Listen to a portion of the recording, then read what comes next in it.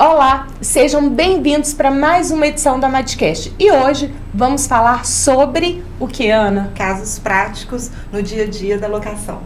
Bem, eu sou Elisa Novaes, estou como presidente da AMAD, aqui ao meu lado Ana Paula Cunha, vice-presidente da AMAD, e hoje vamos receber Vânia Costa, que é a nossa conselheira, atual conselheira na AMAD. Vânia, um prazer te receber, um prazer ter você novamente aqui no AMADcast, nessa nova edição. Todo meu. E a Vânia está muito disponível para a AMAD, com uma atuação aí bem, tem se destacado muito, participado muito ativamente da AMAD. Queria deixar aqui o agradecimento. E, Vânia, se apresente, conte um pouco da sua história, até mesmo para as pessoas entenderem, né, a sua legitimidade para falar sobre esses casos práticos da locação de imóveis. Ok. Meu nome é Vânia Costa, eu sou advogada há 31 anos, eu vou fazer esse ano. E eu comecei a advogar em locação desde antes de eu me formar. 6 meses antes de eu me formar, eu já trabalhava com locação. Meu pai, ele era proprietário e eu administrava os imóveis dele. E assim foi crescendo a minha carteira. Foi vindo parente, foi vindo cliente, e a minha carteira foi crescendo, até que de uma advogada que administrava imóveis, eu virei uma imobiliária, tá? Sempre foi, o forte da Localar foi locação. E ao longo desses anos eu fui me especializando, fazendo cursos, lato sensu, com especialização em locação, e com todos os casos práticos que a gente tem dentro da imobiliária, a gente vai ganhando expertise. Então, é assim que eu hoje estou dentro da locação. Ah, muito interessante. E assim, a Vânia trouxe aqui pra gente diversos questionamentos, né, diversas situações que acontecem ali no dia a dia da administração de imóveis, e uma que eu achei bem interessante, queria começar com ela, que é a questão da necessidade de consertos no imóvel, né? Então, assim, quando o locatário, ele identifica ali a necessidade de ser feito algum conserto, e a responsabilidade por esse conserto é do locador, e a gente sabe que muitas vezes o locador não quer investir no imóvel, se mantém inerte para fazer esses reparos, o que se deve ser feito? Tá. É muito recorrente na imobiliária quando a gente detecta um defeito no imóvel que é de responsabilidade do locador, e a gente faz o comunicado. Às vezes essa comunicação vem através do locatário, às vezes não, né? A gente detecta realmente que existe um vazamento, alguma coisa, e a gente faz a comunicação para o locador, e o locador fica esperando, enrolando, demorando, e o inquilino vai ficando exausto. Eu falo que quem torna os inquilinos da gente anjinhos ou capetinhas são a gente, né? Porque eles vão ficando, chega um ponto que sai fumacinha na cabeça deles, e com toda a razão. Então, aí o que a gente tem que fazer? Né? Primeiramente, a gente faz uma notificação escrita para esse proprietário, e a gente coloca bem claro que a demora dele, a lei fala que no artigo 26, né, da lei do inquilinato, fala que a demora por mais de 10 dias dá direito ao abatimento do aluguel, e a demora por mais de 30 dias dá direito à resilição do contrato. Então, o inquilino pode sair do imóvel se ele não for arrumar. Né? Então, primeiro a gente argumenta, depois se notifica. E aí a gente vai tentando fazer essas coisas. Na hora que você chega a notificar e falar isso, o proprietário vai arrumar, com certeza ele vai arrumar o imóvel. Vânia, então assim, olhando do ponto de vista de orientação jurídica, o advogado que atua para a imobiliária, ele tem esse pulso mais firme, no sentido de que, olha, nós precisamos orientar quais são, inclusive, as penalidades que podem sofrer. Então, assim, tem que ter essa peculiaridade, porque muitas vezes vê ali, eu não vou querer me desgastar com o cliente, eu não vou querer me desgastar com o proprietário. E isso, muitas vezes, pode deixar que a situação fique omissa, né? Que essa inércia continue. A postura do advogado aqui, ela é muito importante. Por quê? Porque se ela não orienta a imobiliária, ela, na hora que tiver uma ação, uma defesa, uma propositura, ela vai ter dificuldade. Por quê? Porque não existem a constituição da prova, não existe existem os elementos básicos ali para ela fazer uma defesa, porque a imobiliária não tomou os procedimentos que eram necessários. Ela fica ligando, mas não tem nada por escrito. E eu hoje tenho muito receio de WhatsApp. Eu peço a todas as imobiliárias para fazerem por e-mail. Entendeu? Porque hoje tem o WhatsApp que apaga, tem o WhatsApp que põe emoji, não sei o que. Então, o melhor é fazer no seguro e fazer pelo e-mail. Então, eu peço para fazer essa notificação e não demorar. Faz a notificação, depois conversa com o proprietário. Depois instrui, fala com ele que quem vai ser o prejudicado vai ser ele mesmo. Uma coisa também muito importante que as imobiliárias erram muito é a questão do abatimento. Como é feito esse abatimento, a parte prática desse abatimento.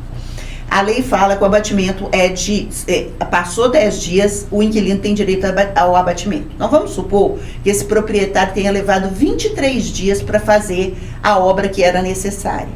Então o abatimento não é dos 23 dias.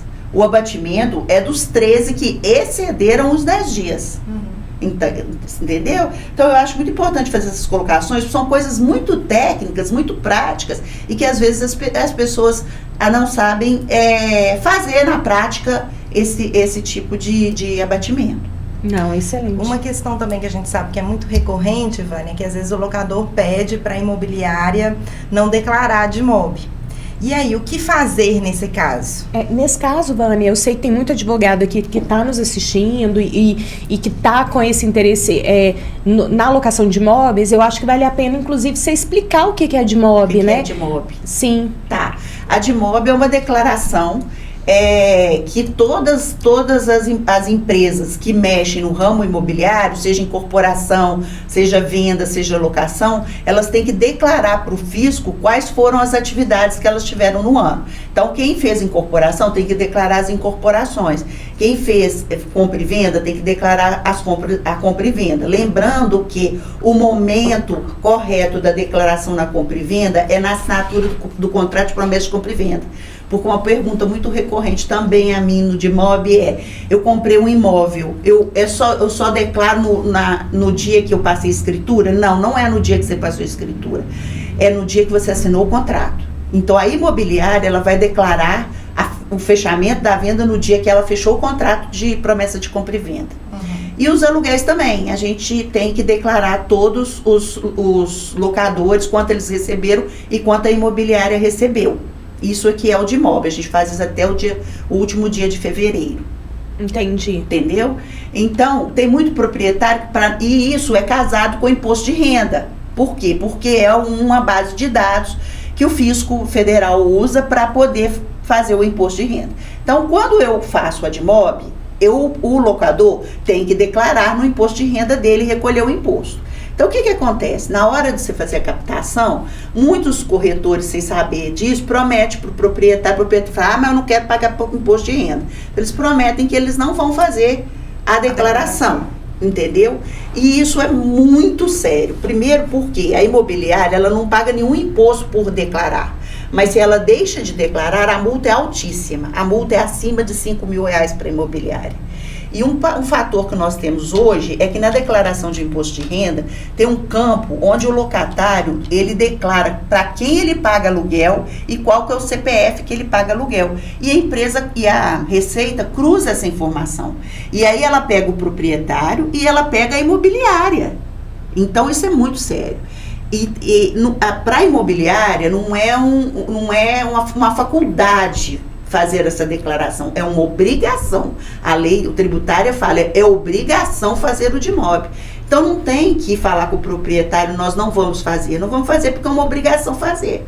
Então tem que esclarecer, eu sou muito de esclarecer as coisas para os proprietários e para os inquilinos, porque eu acho que tudo que pega de surpresa é exatamente o que choca, é o que dá polêmica.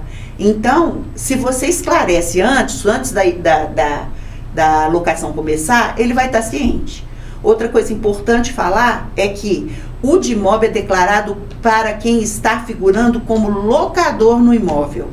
Então, se o proprietário colocou em nome da tia a locação, o DIMOB e o imposto de renda vão ser em nome da tia. Quem recebe é quem recebe o aluguel. E um outro ponto também, assim, que eu gostaria de trazer aqui para a gente discutir é com relação à questão da desocupação.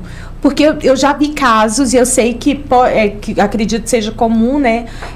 O inquilino vai lá, notifica que vai sair, porém, por alguma situação, ele não sai. E aí, daqui 6 meses, ele me fala, não, agora eu vou sair do imóvel. Ele precisa notificar novamente, ou essa notificação feita alguns meses aí anteriores é válida? A notificação pela lei, a lei não diz nenhum prazo sobre a notificação. Então, a gente tem que buscar na origem da notificação para entender o que é, para saber se ela tem prazo ou não.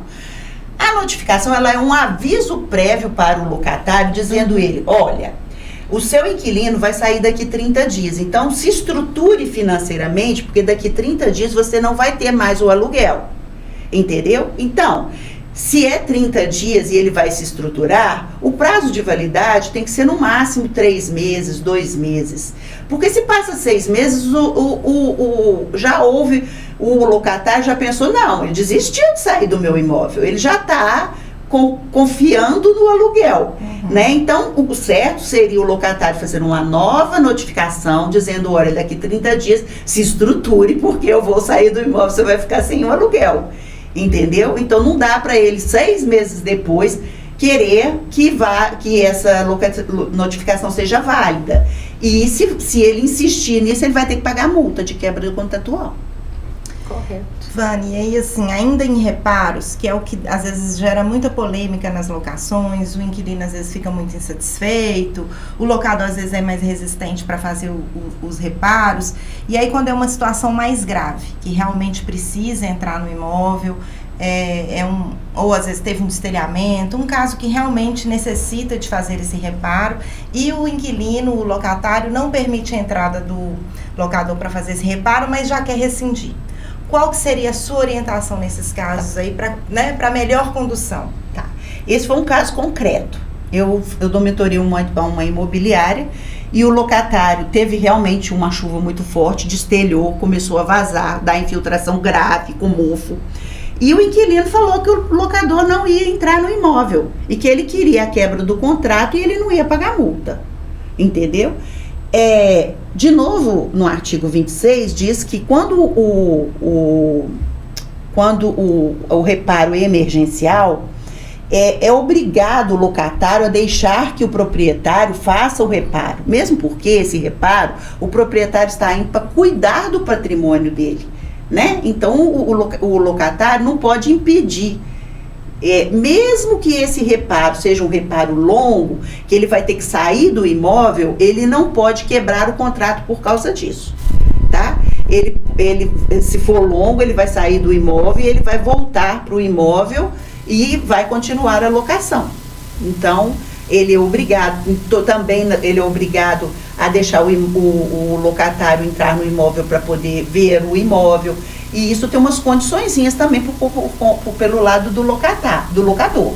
Primeiro, se ele vai visitar o imóvel e quer saber como é que o imóvel está, ele tem que avisar dia e hora e ser em horário comercial. E se ele vai fazer o reparo, ele tem que fazer uma notificação que ela tem uma forma. Ela tem que constar o início da obra, quando vai ser, ela tem que constar o prazo estimado da obra e ela tem que constar quais são os problemas, assim, o impacto negativo com o inquilino ali, aquela obra, entendeu? O que aquela obra pode causar se o inquilino continuar no imóvel? Então, essa notificação é uma notificação específica. Entendi. Uma questão também que é muito polêmica locação com cerca elétrica, ar-condicionado, portão eletrônico. Quais são os cuidados que deve ter, principalmente ali no momento do contrato, da vistoria? Tá. A primeira coisa na vistoria inicial, se tem um ar-condicionado, se tem um portão eletrônico, a primeira coisa é pedir ao proprietário para fazer uma revisão. Pegar uma nota fiscal e aquela nota fiscal vai fazer parte do contrato, tá? Falando que o ar-condicionado, o portão, ou a cerca elétrica foi revisionado, tá em condição de uso. Teve a manutenção certinha. Por quê? Porque daí em diante todas as manutenções no decorrer da locação serão do locatário. Mas, vamos pôr um caso também que já aconteceu na imobiliária, o portão simplesmente teve a manutenção inicial e no meio do caminho o portão pifou, porque era um portão antigo, as peças eram antigas. Nesse caso de substituição do motor de piscina, do ar-condicionado, isso é questão do locador. Eu vejo muitas imobiliárias passarem isso para o locatário, e isso é de responsabilidade do locador. Entendi. E no caso, por exemplo, de venda, tem muita gente tem dúvida com relação a isso. Primeiro, eles têm dúvida se o imóvel locado pode ser vendido. É a primeira dúvida que a gente sabe que a maioria tem. E efetivando essa venda, o locador ele pode pedir do locatário o imóvel? Como que é essa condução? Esse novo proprietário aqui pedirá? Como que funciona? É uma questão, eu acho que é das piores que a gente tem ações dentro da imobiliária. Porque o locador, no contrato vigente, ele não pode pedir o imóvel, nem para uso próprio e nem pagando multa. Essa faculdade é uma faculdade do locatário. O locatário, ele pode devolver durante a locação, com locação vigente, desde que ele pague a multa, mas o locador, em hipótese nenhuma, pode solicitar o imóvel de volta. Então, olha o abacaxi que nós estamos com ele lá na advocacia. O proprietário fez um contrato de promessa de compra e venda, o imóvel estava locado, o contrato estava vigente e ele marcou uma data para entregar o imóvel, uma data dentro do contrato vigente. Aí, ele agora quer que o inquilino saia, só que não tem respaldo jurídico nenhum para que esse inquilino, porque ele não pode. E aí, o inquilino agora quer, a negociação dele ou você paga a multa do seu contrato de compra e venda, porque eu não vou sair do imóvel e você não vai entregar, ou então você me paga uma indenização boa para eu sair daqui. Entendeu?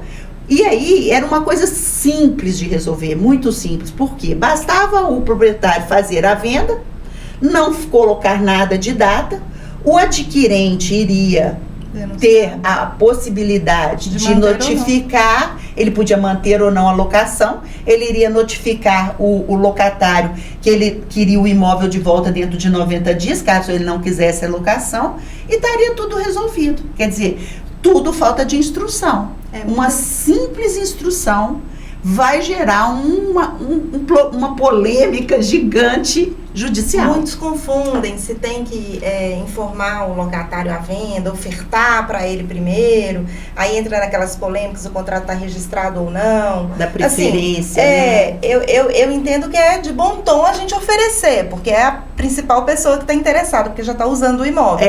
Mas obrigatoriamente, se não tiver registrado e nem averbada aquela locação, ele poderia já ofertar no mercado sem precisar. Exatamente. E aí são condições para que haja o direito de preferência. Exatamente. Mas todas as imobiliárias que eu dou assessoria e a minha imobiliária, tendo venda, a gente faz a carta de preferência. E modificando as condições da venda, novamente. Faço de novo para que ele depois não alegue. Nessas condições ele adquiriria. Tudo bem. E aí tem que dizer também aquela questão, ficou calado dentro de 30 dias, não falou nada sobre essa questão, é como se ele tivesse falado não quero comprar. Interesse. Exatamente. Aí assim, seria uma saída, mas o problema desse seu caso aí que a pessoa colocou no contrato. Colocou no contrato. E o que é pior, ele está pedindo... Tem que tentar fazer uma composição, né? Mas o inquilino está assim no sentido mesmo distorção. Tipo, você vai pagar. Não é nem a multa de rescisão da alocação. Ele quer a multa da compra e venda. Tipo assim, ele fala, se eu não entregar, você vai pagar quanto lá? 10%. Ele já até me falou, 10%, já está muito instruído. 10% do valor do contrato que ele tá vendendo. E aí? Entendeu? Então, assim... Mas aí o novo adquirente pode negociar o contrato. Então, resolveria, né? Nós estamos tentando compensar, tentando fazer uma conciliação nesse sentido.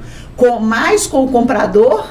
porque já que o inquilino não está com esse jogo de cinturas. Não, tudo bem, ele está sendo prejudicado porque realmente está antecipando. Ele estava preparado para permanecer no imóvel. Exatamente. Mas já que ele não quer concordar, e realmente tem que buscar uma outra alternativa. Exatamente. Vânia, um caso assim, são N, né, situações que eu já fui vendo ao longo dos anos, mas assim, o locatário inadimplente, ação de despejo em curso e ele vai lá e abandona o imóvel. O que fazer, né? Como que o advogado deve proceder? Como que a gente consegue efetivamente ali comprovar esse abandono? Qual que é o melhor procedimento? O que você traz aí de orientação para nós? Isso acontece demais, né? Demais. E eu, às vezes, até dou uma pressionada nessa que aconteça. Tipo assim, mandou citar, eu já mando pro locatário que mandou citar, para ele ir embora do imóvel, porque ele saindo para mim é mais fácil.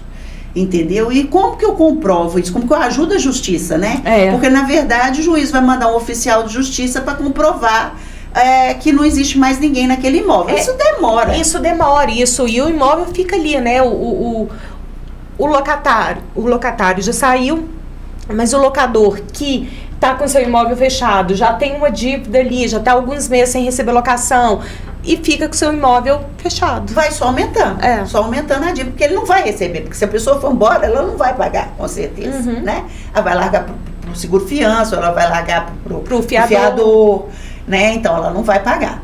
Então o que eu faço? Eu fotografo o portão, embaixo do portão, porque quando o portão abre, não dá mato. Quando tem gente entrando, essas coisas, não dá mato, não tem conta, não tem nada disso. Então a primeira coisa que eu faço, eu vou e fotografo o portão embaixo, de vários ângulos, para mostrar que tá cheio de mato, que não tem nenhum indício que tem pessoas entrando e saindo daquele imóvel. Eu vou nos vizinhos e peço aos vizinhos para fazer uma carta de próprio punho, dizendo que tem tempo que eles não veem aquela pessoa ali naquele local. E junto isso tudo no processo. Isso costuma, na maioria dos casos, o juiz não manda nem oficial, ele já dá o abandono, né? E uma segunda alternativa que a gente tem, que é muito boa também, se não quiser fazer nada disso, é a ata notarial. Sim. Né? Os cartórios de notas hoje eles estão preparados para fazer a comprovação do abandono do imóvel. É muito mais rápido que o oficial de justiça. E tem fé pública. Né? E tem fé pública. Eles lavram, né, um termo, igualzinho o oficial faz. Eles lavram um termo, eles fazem os mesmos procedimentos, eles vão nos vizinhos, eles fazem as mesmas coisas. E isso se junta no processo também, não precisa mais nada, o juiz já decreta o abandono, já manda emitir na posse. É uma alternativa, ou não, mais rápida e menor custo, dependendo. Não a ata, mas quando é só a gente, se o juiz já aceita. Aceita, sim.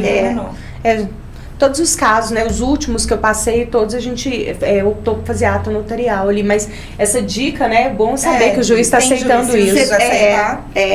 Isso eu fiz há muito tempo e já dava certo. Antes de existir a ata notarial, eu fazia isso. Entendeu? Então eu continuei fazendo, porque também é um negócio que o oficial do cartório faz. Entendi. Então eu uso os mesmos procedimentos do oficial do cartório. Entendi. Claro que eu não tenho a fé pública que ele tem, né? Mas... E, por exemplo, quando tem um imóvel, às vezes vários imóveis dos mesmos proprietários, e aí vários inquilinos também. E aí às vezes tem problema com pet, alguma coisa assim. Um caso, por exemplo, que até você comentou conosco, o cão, né, um cão maior pulou pro vizinho, que também era inquilino, e atacou o cão menor. Aí, óbvio, né, o que foi atacado, o inquilino pediu para aumentar o muro e tal, e aí às vezes o locatário faz esse pedido e como que o locador deve agir? Ele tem a obrigação de aumentar esse muro? Qual que seria a sua orientação também nesses casos? Foi um caso na minha imobiliária. E eu vou te falar, foi um show, porque o negócio, a gente tentou ajudar e ficou pior. Às vezes a gente tenta ajudar também e fica pior. O muro é alto, não é um muro baixo. Só que o cachorro é um cachorro pulador. É um pulador. E eu acho que ele não ia, os outros são dois pequenininhos. Os imóveis são todos individualizados. Eu acho que ele não ia atacar os pequenininhos, eu acho que ele queria companhia, ele ficava sozinho e ele queria companhia, a dona saía e aí ele ia ficar com os outros, mas o dono do outro não tinha confiança de deixar o cachorro grande com os outros. E aquilo, a gente, no início, não colocou para eles o que realmente deve ser feito, que é colocar, olha, cachorro não faz parte de locação. A imobiliária, ela administra relações locatícias. Então, quando a gente tem um vizinho que faz festa muito tempo, mesmo que sejam todos do mesmo proprietário, ou um cachorro que pula, isso não faz parte da locação. O vizinho faz parte do direito de vizinhança e o cachorro faz parte do tutor tomar conta do cachorro dele. Então, a gente tentou conciliar e um ficou falando que ia fazer, o outro ficou falando que ia fazer e ninguém ia fazendo, o negócio ficou ficando grande. E aí eu resolvi, aí foi até uma escola pra gente, pra falar o seguinte: chegou nesse ponto, a primeira coisa que você tem que colocar é: você tem um cachorro e vai para um lugar, você é responsável pela guarda dele. Uhum. Então, se ele está pulando, seja muro baixo ou muro alto, quem tem que colocar o tapume é o dono do cachorro, tanto o grande quanto o pequeno. Todos os dois tinham responsabilidade de colocar. O pequeno para que o grande não pulasse e o grande para o pequeno não pulasse. Bom, depois de muito atazanar a imobiliária, os dois dividiram o tapume e colocaram no muro. Dividiram o custo. É um bom senso. Uma boa alternativa. Os dois tinham, né? Pet, está certo. E aí acabou o problema. Uma boa alternativa. Vânia, com relação à questão hoje, né? Tudo muito digital e o mundo muito rápido. A gente olha ali os anúncios, né? Então, assim, o imóvel, uma locação que é fechada 100% digital, né? Então, assim, ele viu as fotos na internet, enviou a documentação, assinou o contrato, fez o seguro fiança, fez vistoria do imóvel e a imobiliária insistiu para que ele fosse até o imóvel para vistoriar, conhecer o imóvel pessoalmente para falar isso mesmo, não, tá tudo ok, vamos seguir. Então assinou o contrato, fez o seguro, vistoria, ok, recebeu as chaves e aí volta falando, não, o imóvel não era o que eu esperava, quero rescindir o contrato pelo Código de Defesa do Consumidor. O que fazer nesse caso? Esse também é um caso concreto, não é da minha imobiliária, mas foi o seguinte, a pessoa queria locar o imóvel e falou que ela não ia visitar. Aí a imobiliária insistiu, e aí ele mandou uma outra pessoa visitar, de tanto a imobiliária insistir. Porque a imobiliária falou, olha, você tem que conhecer, você tem que saber se o imóvel realmente é aquilo que você espera. Atende, às vezes é uma luminosidade, às vezes, né, é um espaço que parece grande na foto e é pequeno, ou às vezes parece pequeno e é muito grande. Então, assim, nada melhor do que a visita. E aí ele mandou uma outra pessoa visitar e ele realmente fechou o negócio, fez o seguro fiança, assinou o contrato, foi feita a vistoria. Quando ele chegou no imóvel, ele falou que o imóvel tinha pouca luz e que ele não ia, que ele queria rescindir o contrato. E uma das alegações dele, primeiro, ele não poderia rescindir mais o contrato, porque já estava formalizado. Uhum. Ele poderia rescindir pagando a multa, né? Não poderia desfazer. Não poderia desfazer. Isso dentro da lei de locação. Mas ele alegava que ele tinha 7 dias para poder desfazer o negócio. E isso é uma alegação recorrente. Toda vez eles vêm falando a mesma coisa. Eu tenho 7 dias. 7 dias para desfazer o negócio diz respeito ao Código de Direito do Consumidor. O Código de Direito do Consumidor não se aplica à locação, porque são 2 leis especiais. Então, cada uma diz respeito ao que ela gere, né, ali. Então, o Código de Defesa do Consumidor, a relação de consumo, a lei do inquilinato, as relações de locação. Então, elas não se confundem. E mesmo dentro do Código do Consumidor, os 7 dias só dizem respeito às compras feitas pela internet. Sim. As compras feitas em lojas físicas também não se aplicam. Então, mesmo que pudesse se aplicar, não poderia, porque então, assim, estava tudo errado, né? Tudo errado. Vânia, pela sua experiência, assim, que já tem, né, que você já contou, você deve ter visto muita coisa e muito problema por locação. Às vezes o locador opta por não contratar uma administradora e ele próprio quer fazer a locação direto com o inquilino. E aí faz aquela locação, muitas vezes o imóvel em perfeito estado, tudo certinho, e o inquilino às vezes deixa de pagar o aluguel, às vezes tira tudo do imóvel ou estraga, a gente vê assim, né? Às vezes não é uma questão do uso, da conservação, que ali ia deteriorar alguma coisa, não. Realmente foi mau uso mesmo do inquilino, ou às vezes até arranca mesmo. Armário embutido, às vezes arranca luminária, arranca muita coisa. Então, assim, o que você pensa a respeito mesmo dessas locações que são firmadas direto com os inquilinos, o locador e entre o locador e o inquilino? Hoje, como a imobiliária tem um rigor maior de colocar sobre a ficha física do inquilino, mesmo com o seguro fiança, ele faz um levantamento, às vezes a pessoa tem um débito e não consegue locar, ele opta por locar direto com o proprietário. É ruim para o proprietário e é ruim para o locatário. Por quê? O proprietário, primeiro, esse inquilino que chegou, ele já chegou porque ele não conseguiu locar numa imobiliária. Então, ele já tem um problema, já coloca a barba de molho ali, naquele local. Já está diferente. Depois, se ele fica o proprietário, ele não tem o conhecimento nem a prática da imobiliária. Então, ele vai fazer um contrato, mas muitas vezes a pessoa não vai pagar, às vezes, né? Ela não vai pagar. E o caso que a gente tem lá, a pessoa não pagou, era uma caução não garante nada. Então, assim, e o proprietário foi dando chance.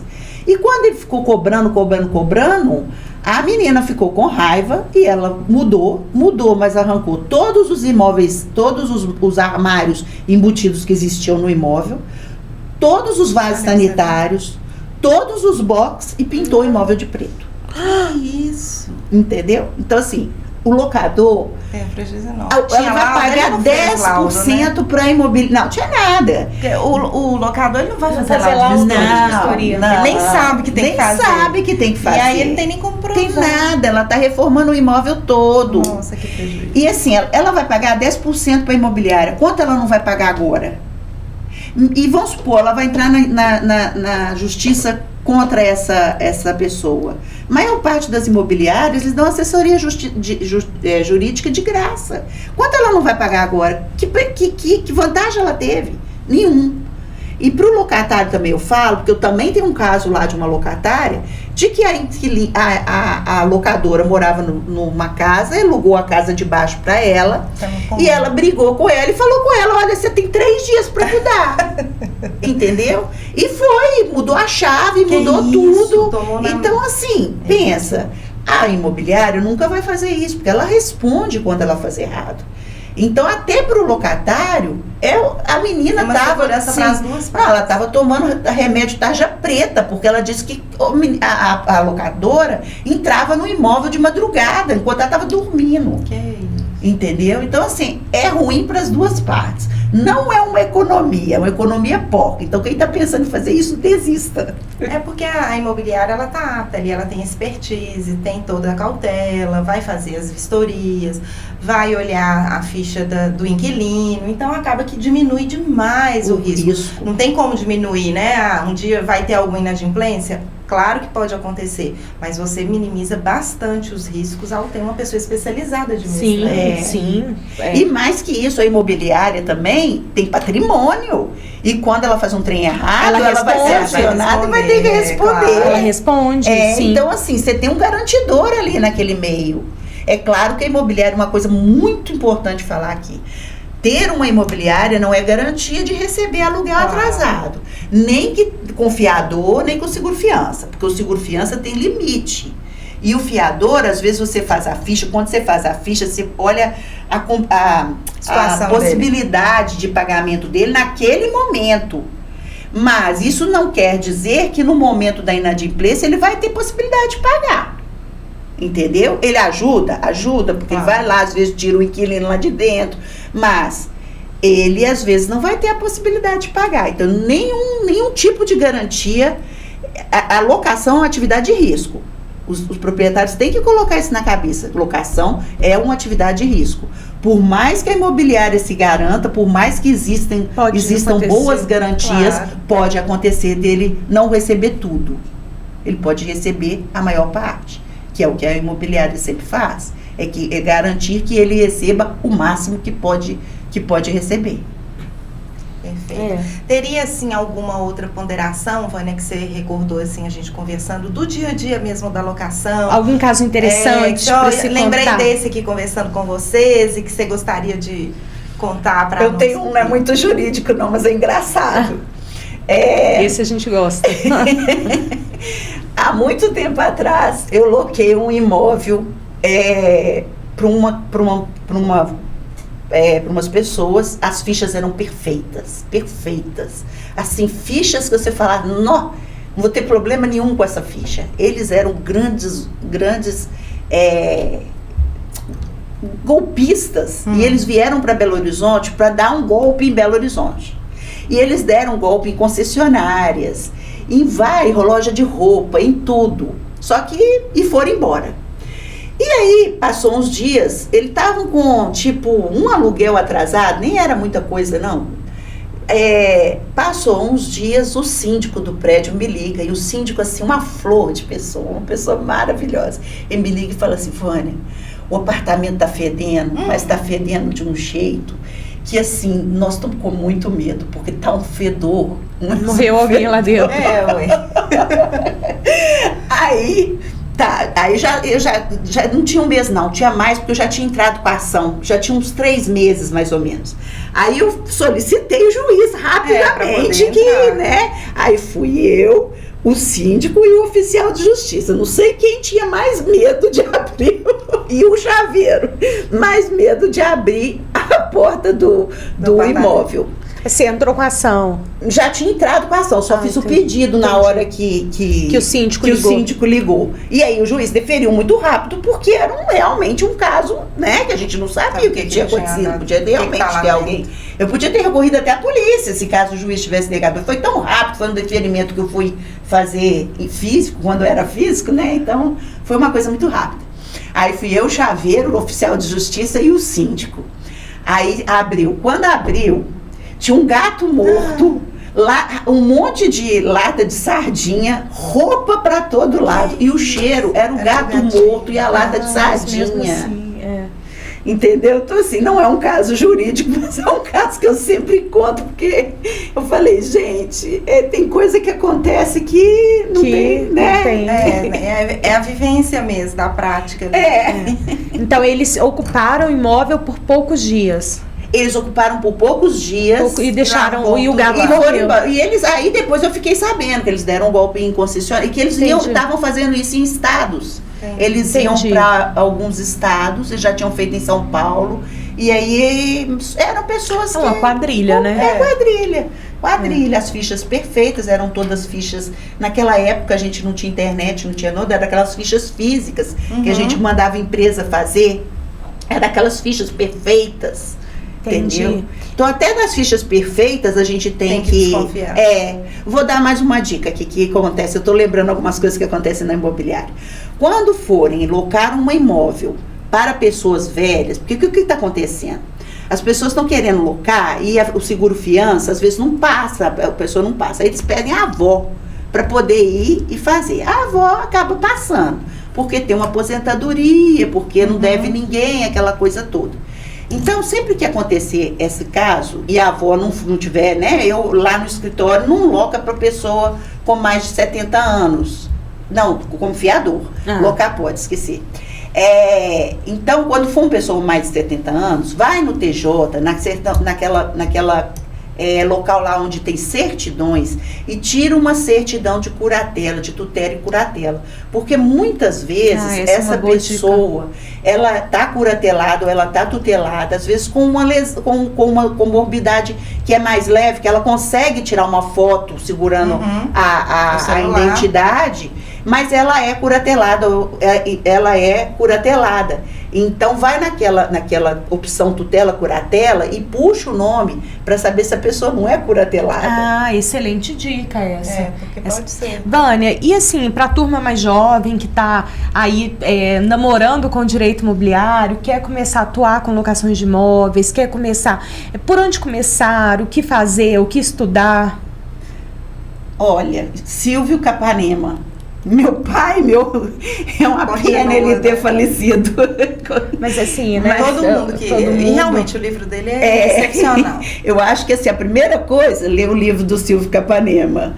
E é claro que é teoria, né? Então a prática, você vai ter que ou mentorar uma imobiliária ou trabalhar dentro de uma imobiliária para você saber como se aplica, porque é muito distante uma coisa da outra, é muito distante. Às vezes a gente tem que realmente usar coisas de fora da lei para poder, por exemplo, questão de saber, questão de reparo dessas coisas. Às vezes eu uso a BNT, entendeu? Tem algumas coisas que você usa de fora, que você aprende, você vai aprendendo, um engenheiro te dá uma dica, outra pessoa, a outra, você linka uma coisa na outra, olha, eu posso usar isso, entendeu? Tipo a questão da foto do portão, entendeu? Então é muito bom que a pessoa faça um estágio dentro de uma imobiliária para poder aprender esses detalhes e ler o livro do Silvio Capanema. E realmente, né, Ana, a gente vem de imobiliária e de atuação dentro de imobiliária e a gente sabe também a importância do advogado para a imobiliária. Então, assim,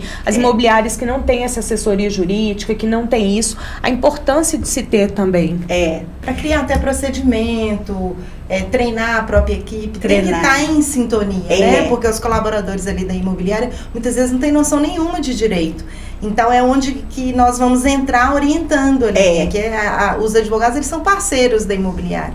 Então a gente tem que deixar aquele negócio ali que fique da melhor forma possível fluindo, para evitar o problema. Mas é óbvio que a gente não consegue evitar todos. Não. Mas pelo menos ter as provas, seguir esses procedimentos. Então aí a orientação é muito importante. Até, se vocês me permitirem deixar aqui, eu tenho um Telegram que chama Academia da Locação, e eu respondo sem custo nenhum, tá? A todas as pessoas que tenham dúvida de locação, pode me perguntar lá, porque eu amo responder. Eu não sou uma pessoa assim, eu acho que eu nasci para ser professora, não é possível. Eu adoro ensinar. Não. Então, assim, as pessoas podem perguntar o que quiser, ou podem me chamar no WhatsApp e me perguntar. Entendeu? Ou principalmente as pessoas em início de carreira, que queiram mexer com locação, né? E que estejam com dúvida, pode me perguntar, não tem problema nenhum, eu respondo com o maior prazer. A gente pode colocar na descrição, né? Vamos colocar na descrição desse vídeo. Muito legal quem mesmo. quiser acessar, quem quiser, né, ter. Eu tenho um canal no YouTube, né, que eu falo também muito de locação, falo de outras coisas também. Qual que é o canal? Eu Saiba de Seus Direitos. Excelente. E o do Telegram? E o do Telegram eu criei só para responder mesmo. Chama Academia de Locação. Bem, chegando ao final desse bate-papo, que foi uma delícia, Vânia, muito caso, e assim, eu fiquei pensando, a gente vai imaginando, né, como que as situações vão acontecendo, e assim, eu tenho certeza, para quem assistiu né, quem está assistindo aí esse episódio, foi bastante interessante, mas queria te agradecer tudo que você tem feito pela AMAD, mas por estar aqui hoje conosco, compartilhando sua experiência, seu conhecimento. Muito obrigada e volte sempre, porque afinal de contas a casa é sua também. Muito obrigada. Ela tem muita experiência, então tem muita coisa a compartilhar. Já pense em novas histórias. Mas a Vânia também faremos um evento no segundo semestre de 2024, que é a nossa segunda edição do Locação em Pauta. A Vânia vai estar conosco nesse evento, então tenho certeza aí que vai ter muita coisa boa vindo. Eu que agradeço muito estar aqui, poder passar esse conhecimento, porque eu acho que quanto mais a gente ensina, mais a gente aprende. Verdade. Né? E poder ensinar as pessoas que estão vindo, porque a gente não tem locação na faculdade, então é uma dificuldade muito grande, né, de se especializar. Igual eu tô te falando, a gente estuda, mas a prática é muito diferente do que a gente estuda. Então eu agradeço muito por poder estar aqui. Eu gosto muito de vir aqui, gosto muito de fazer parte da AMAD, e é um prazer enorme poder ajudar sempre. Que bom, a gente fica muito feliz. Vânia, muito obrigada. E lembrando sempre, né, que nós temos um novo episódio todas as quartas-feiras. Qual horário, Ana? Ao meio-dia. Isso mesmo, no YouTube e no Spotify. Então fique ligado e até a próxima. Até a próxima. Até mais.